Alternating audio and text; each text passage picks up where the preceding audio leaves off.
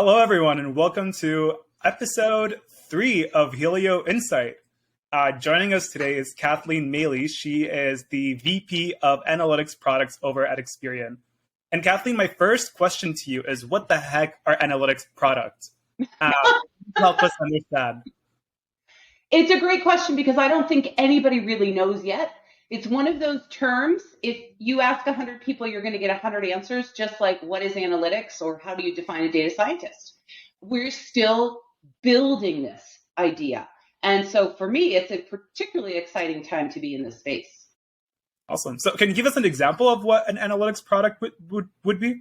Sure. I think some people would define a report as an analytics product. I think some people would describe some other product that includes an analytical component to be an analytics product. And I can see as well this notion of software that helps me do analytics or provide self-serve analytics could be seen as an analytics product.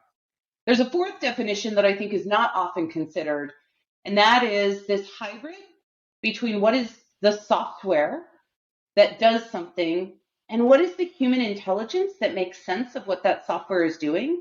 That's the area I really like to play. So when I talk about an analytics product, what am I working on at Experian? What I'm talking about is how do I build a custom model for a client, but do it in a very predictable, standard way.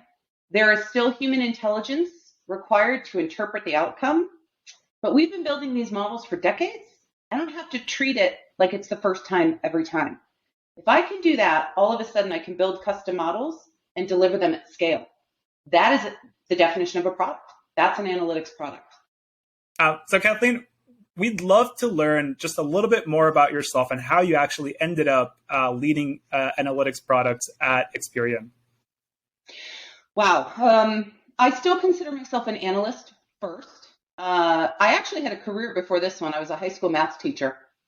And while I was teaching, yes, I taught for 7 years. I taught overseas in Costa Rica, Mexico, and China. Amazing experience. What a way to start my life.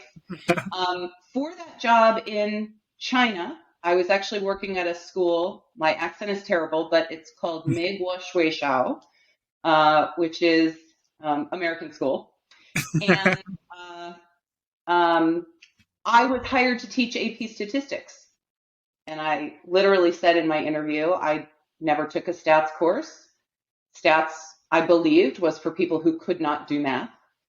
But I said, I can probably figure it out. And they hired me. I mean, if that tells you how desperate schools are for math teachers and stats teachers. And it turns out it's really fun. It is a completely different discipline. It is legitimate unto itself. And I decided to quit my job, go back to graduate school full time, and I switched careers. I started working actually as a statistician. My first job in banking, I have spent the majority of my time in banking, was building predictive models. And then I moved into what used to be called business analytics, what I now refer to as investigative analytics. And then managed my own centralized analytics team. So I've been doing this a long time. And I think one of the reasons why I've been successful as a leader in this space and in developing analytics strategy is because I started as a practitioner. I have felt the pain that all of my analysts feel while they're doing their job on a day-to-day basis. But I also ran a P&L. I understand the pain of the business leaders who are trying to work with people like us and adopt the sorts of solutions that we create. So you mentioned, so first of all, before I get into that, what city in China were you living in? I was in Shanghai. Nice. I bet you have stories to tell. So many. We'll get into that at a later time. But you mentioned a very interesting point, the fact that you had hands-on experience being an analytics practitioner, understanding the pain points of the individuals that you now lead, but at the same time you own a P&L, and therefore you understand the pain points of the business stakeholders. There's these two different sides of the puzzle and you're kind of creating a bridge, right, to bring the two together. And how do you go about that? So I actually have an answer today that is written down on paper. I've solved a lot of these problems, asterisk, right? No challenge is ever really completely solved. There's always work to do. But I'll tell you, There, this is big. You have this. This is. She has the formula all solved on paper. Oh, this is going to be awesome. I want to keep on with it. Email to us, by the way. Please. Well, you know what I need to do? And I am going to write a book. And I am going to do my first book for the analysts who want to be able to love their jobs and feel important and feel like thought partners, equals at the table with their business partners. And then I'm going to write the book for the business leaders so that they understand their role, because they're very, very different and they are equally important. I've been doing this now for close to 20 years, but I started the way most of us have, and most of us still do. We've got a great set of technical skills, and then they drop us into an organization and say, go work your magic. None of us leaves graduate school knowing how to do our job. The job we're meant to do is never actually described to us. This has to be a deliberate decision. And the reason it was never described is because nobody really knew. Everybody knew analytics was important. Going back 20 years, Tom Davenport wrote a book, Competing on Analytics. Analytics is important, but what does that actually mean? So where I started, right, call this a 20-year journey. As an analyst, how do I connect to my business partner? How do I make sure I'm relevant? How do I learn to have a conversation? How do I stop just providing sheets and sheets and sheets of data? And the only thing that comes back is, can you cut the data this way instead of that way? Right? I could sense that there was this disconnect. So the first thing for me was, how do I learn what my business partner is actually trying to solve? Nobody actually cares about data. Nobody actually wants data. They have a question. They have a hypothesis. They have a worry. There was a meeting and they didn't have the answer to a question. There's something motivating. So the first part was all about me. What do I need to do differently to connect to them? Once I understood the problem, then I knew I didn't need to give 50 pages of data. I needed to give an answer to the question.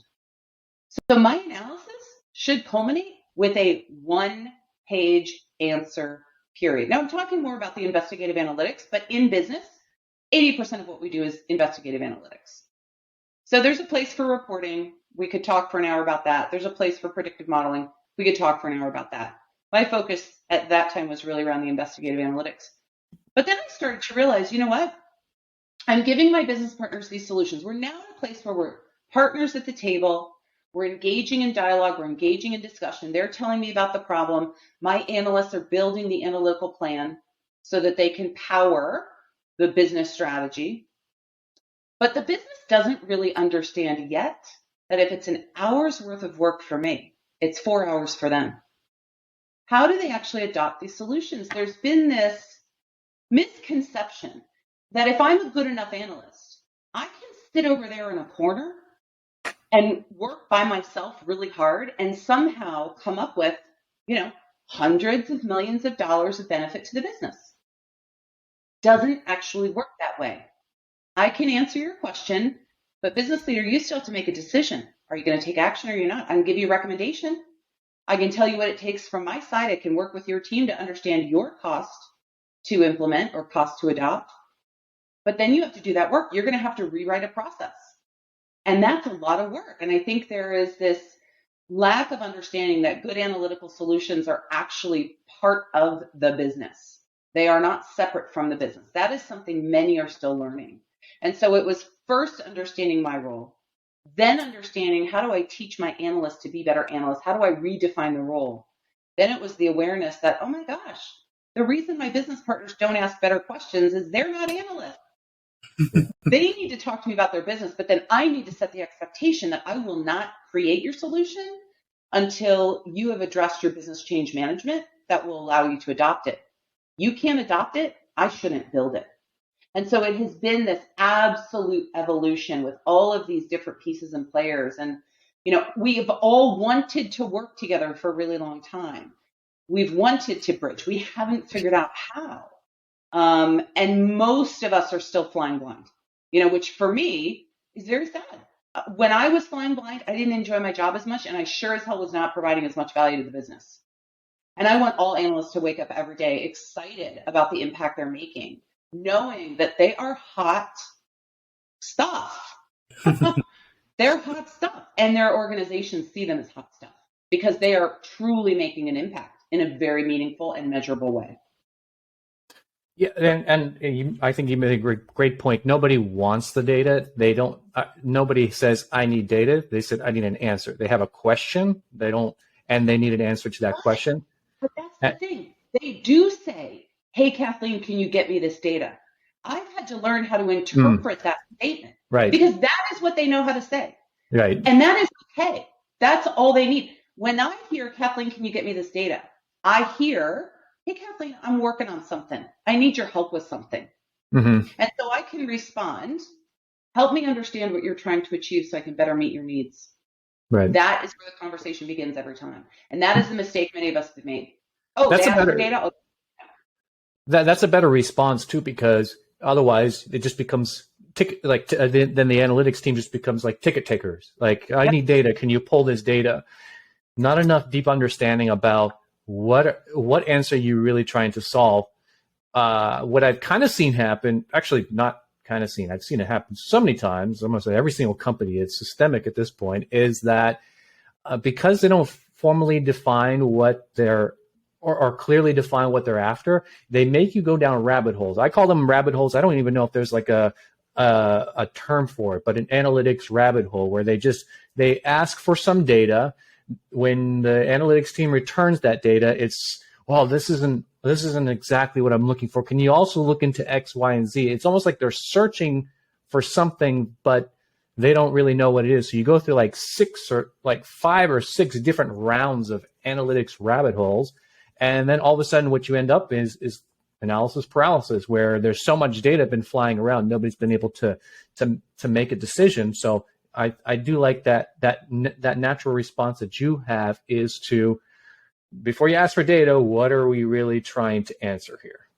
And I'm going to point out that nuance, because what you just said is actually really, really important and very telling. They don't know what they're searching for. They don't know what to ask for, but they do know what they're worried about. So if I say to them, you need to tell me exactly what data you need, they can't. If I give them 50 pages of data, now I'm asking them to do the analysis, which they're not equipped to do. They're trying to find meaning. They're not equipped to do it. They don't know what it means. Maybe if you cut it this way, the answer will fall out magically. Right. So if I rely on them telling me what they need, we will fail. Instead, talk to me about your problem, because they do know about their problem. They absolutely, and I'm the one who can say, okay, well, I know we have this data, or I know we can put things together this way, or when you say that, do you really mean this? Or, we work together to define what it is we can actually do. They're thinking about business perspective. I'm thinking from the analytics perspective, but we work together, so if I think that anybody can come up with exactly the right question without any discussion, I'm a fool. If I think I can deliver the right answer without any discussion, I'm a fool. I like the theme here in terms of what trying to get the consumers of information to partner with the analytics teams, and vice versa, because it obviously can't put the onus on one team. The analytics team can't necessarily read the mind of the stakeholders, and at the same token, the business stakeholders, like you said, don't know what data to look for. They're not equipped to do that analysis, but they can tell you what their problem is or what they're worried about. Would you have any other practical tips that have worked for you, not just Experian, but other companies, in terms of helping to bridge that? Yeah. And like I said, most of this came through my own trial and error. And so these were some very painful learning experiences. And I sometimes felt like I really was kind of hacking through the jungle with a machete, trying to figure this out. In the early days, I would say, okay, I need context. I know I need context. And I have a really, really long story for how I discovered that, how I came to that conclusion, but we'll save that for the outtakes or something, because it'll take too much. But my way of doing that was to say to the business leader when he or she, usually he, asked for data, why? What are you looking for? What are you going to do with it? What decision are you going to make? And doesn't all of that sound like a challenge a little bit? If you prove to me that it's important enough, then I will do it. I think this is the nature of the human condition, and to some extent that the importance of communication. And I'm an analyst first, right? I think in zeros and ones, and it is what it is, just the facts, ma'am. But most people aren't like that. Tone really matters, and the phrasing really matters. And it was an accident to stumble across this idea of help me understand what you're trying to achieve so I can better meet your needs, because that was the intention. I actually had to work for that. Like, I was like, oh, this is a magic phrase. I'm going to hang on to this. And then I started saying, you know what?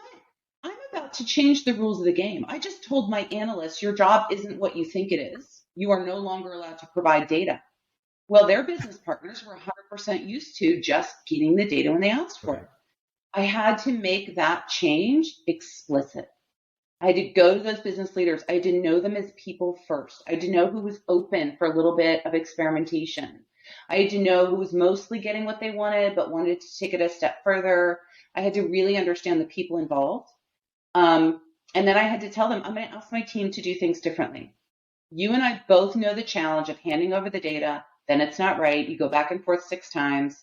I'm asking them to engage in some dialogue up front, not IM, not email. Pick up the phone, have a 10-minute conversation. I need you to do that with them. And I need you to understand that they're learning. This is not anything they've done before. So work with us. And I promise you, I am here to make sure the work happens and it happens more quickly and you get a better answer. So it really was taking the risk and saying, we're going to start doing things differently. It hasn't been wrong up till now. It's just that we're ready to evolve to another state. And that means people have to start operating differently, doing things they've never done before. Then I turn the tables and I say, and now, business leader, it's time for you to start acting differently as well. So I ask for that little bit of grace up front to say, I'm going to help my analysts be better. Buys me the credibility, gets them some really good, impactful work, right? Earn the right. And then all of a sudden, we've got a strong relationship. We've got credibility with good work delivered, real answers to questions that made meaningful change in the business. And now I get to ask the business leaders to start operating a little bit differently, and to include us differently, and to think differently about the way we as an organization leverage the analytical talent. I'll let you, Abdullah, close out the show here, but we are coming up at the end of this show. Really appreciated having you here and listening to those insights, amazing insights on a lot of, and that book that comes out, definitely let us know too, because we would love to let people know when that comes out, and fascinating insights we'll learn from that book as well. Agreed. Yes. So I don't really have a closer, but I guess I need that womp womp like sound effect right here. Let me think. What would be like a fun little closer? Hey, Kathleen, I anchored on a specific a sentence that you said just now. You said when you were asking the business leaders, then you used the pronoun, and you said mostly he. Mm-hmm. That reminded me of a statistic I read a couple of weeks ago about how in data science specifically, only about 18% of total practitioners within the US are women. And I was shocked to read that, because these days you see women across all sorts of industries, right? All sorts of professions, all sorts of levels in the hierarchy, etc. What is your opinion or kind of just viewpoint on why that statistic is so low? I think it's like anything else. From a very early age, women are not encouraged to go into the sciences. Often they're actively or passively discouraged from going into the sciences. It's much harder for us to be taken seriously as we progress through our careers. the individuals in positions of power are still primarily male. And so that is going to be true across the board. And, I think it is not unique to our field, but it is as prevalent in our field, and perhaps more so for some of those reasons. I wish I had a better answer, but what I will say is that I think women are actually a little bit better at the job you and I are talking about today. And I'll tell you why. We're not talking today about being good statisticians. I would say women are equally good to men. I don't think men are better. I don't think women are better. I've done zero research, so take it with a grain of salt.